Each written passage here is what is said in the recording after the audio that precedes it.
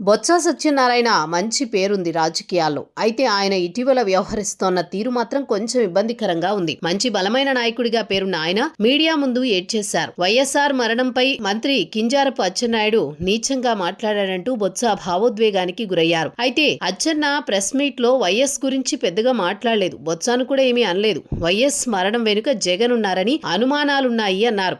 బొత్స పేర్కొన్నారని మాత్రమే గుర్తు చేశారు.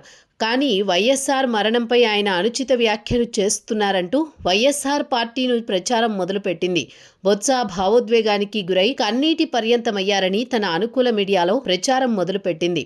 వాస్తవానికి బొత్స జగన్తో రాజశేఖర్ రెడ్డి కుటుంబంపై అనుచిత వ్యాఖ్యలు ఎక్కువగా చేశారు.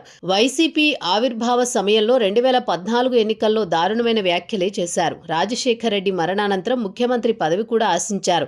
కానీ స్పీకర్గా ఉన్న కిరణ్ కుమార్ రెడ్డి ఆ పదవి దక్కేసరికి ఆంధ్రప్రదేశ్ అధ్యక్షుడిగా బొత్సకు అవకాశం వచ్చింది. హైకమాండ్ 2017 జగన్ పాదయాత్ర వరకు బొత్స ఫ్యామిలీ కాంగ్రెస్ పార్టీలోనే కొనసాగుతూ వచ్చింది. కానీ కాంగ్రెస్ బలోపేతం కాకపోవడంతో బొత్స కుటుంబం అంతా అనివార్య పరిస్థితుల్లో వైసీపీలోకి వెళ్లారు.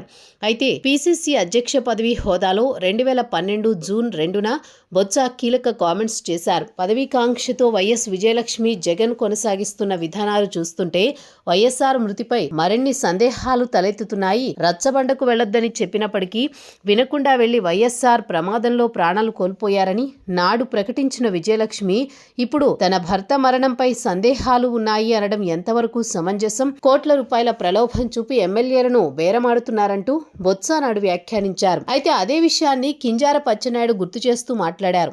అది కూడా చిన్న వ్యాఖ్య. నాడు వైఎస్ స్మృతిపై బొత్స అనుమానం వ్యక్తం చేసిన విషయాన్ని బయటపెట్టారు.